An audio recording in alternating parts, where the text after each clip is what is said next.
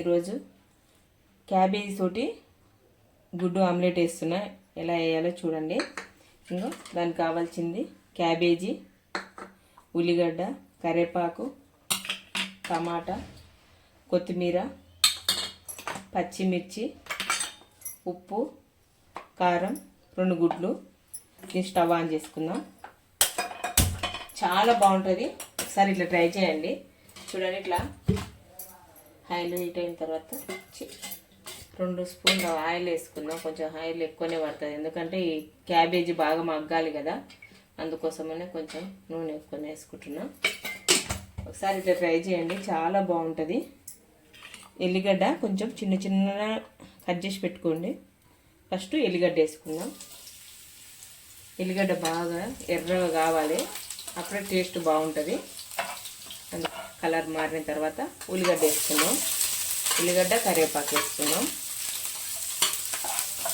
ఇవి కూడా కొంచెం చిన్నగా పెట్టుకొని కొంచెం ఫ్రై అవ్వాలి.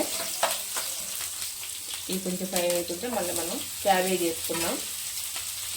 టేస్ట్ మాత్రం బాగుంటుంది. ఆమ్లెట్ ఇట్లా ట్రై చేయండి, పిల్లలు కూడా ఇష్టంగా తింటారు. క్యాబేజీ తినని వాళ్ళకి ఇట్లా ఆమ్లెట్ లాగా వేసేస్తే బాగా అది ఇష్టంగా తింటారు. ఇవి కొంచెం ఉప్పు వేసుకొని ఒక్క నిమిషం ఇట్లా మగ్గిద్దాం. ఉప్పు వేసుకుందాం. మరీ ఎక్కువ ఫ్రై అవసరం లేదు, కొంచెం తగులుతుంటేనే బాగుంటుంది.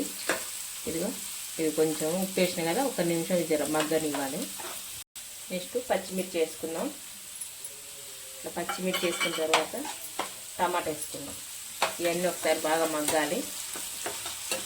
మగ్గుతుంటే కొంచెం పసుపు వేసుకుందాం.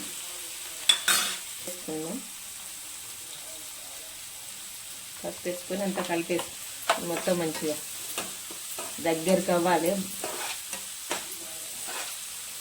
తర్వాత కొంచెం 1 నిమిషం ఇట్లా అయిన తర్వాత మనం ఏం చేద్దామంటే కొత్తిమీర కూడా వేసుకుందాం. కడిగి పెట్టుకున్న కొత్తిమీర వేసుకుందాం. ఇలా మొత్తం మిక్స్ చేసుకుందాం. 1 స్పూను కారం వేసుకుందాం, కొంచెం సరిపోతుంది. ఇలా అంతా కలిపేసుకున్న ఒకసారి మిక్స్ అయినలాగా ఇదంతా కలిపేసుకొని నెక్స్ట్ మనం ఇదంతా సమానంగా అనుకోవాలి. ఇట్లా సమానంగా అనుకొని గుడ్డు వేసుకున్నాం దీనిపై నుంచి. చూడండి ఒకసారి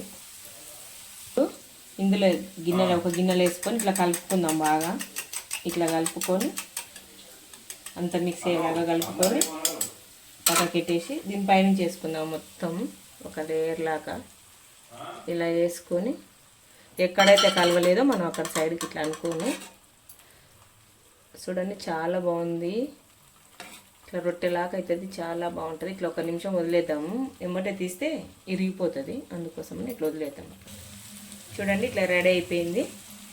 కొంచెం ఇంకా గుడ్లు ఎక్కువ వేసుకుంటే ఇంకా కొంచెం మంచిగా వస్తుంది. నేను 2 గుడ్లు వేసిన కాబట్టి కొద్దిగా ఇలా వచ్చింది. చూడండి, టేస్ట్ మాత్రం అదిరిపోతుంది. మీకు నేను మసాలా వేయలేదు, మరి మసాలా వేస్తే బాగోదు. ఎప్పుడు ప్రతిసారి మసాలా తినొద్దని వేయలేదు. మీకు కావాలంటే వేసుకోండి, నేను మాత్రం వేయలేదు. ఇట్లా కూరగాయలతో చేసినప్పుడు ఇంకా మసాలా వద్దులే అని వదిలేసా. చూడండి, ఇలా తీసుకొని మీకు ఇది నచ్చినట్టయితే ఇట్లా చేసుకోండి ప్లీజ్ ఫ్రెండ్స్. నా ఛానల్ మాత్రం లైక్ చేయండి.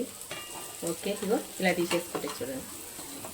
ఓకేనా, ఇట్లా పీసులు లాగా వచ్చేసింది. నాకు కొంచెం ఇలా చేసి పిల్లలకి ఇచ్చామనుకో, బయట కొనుక్కున్న లాగానే ఉంటుంది సేమ్. స్టవ్ బంద్ చేద్దాం.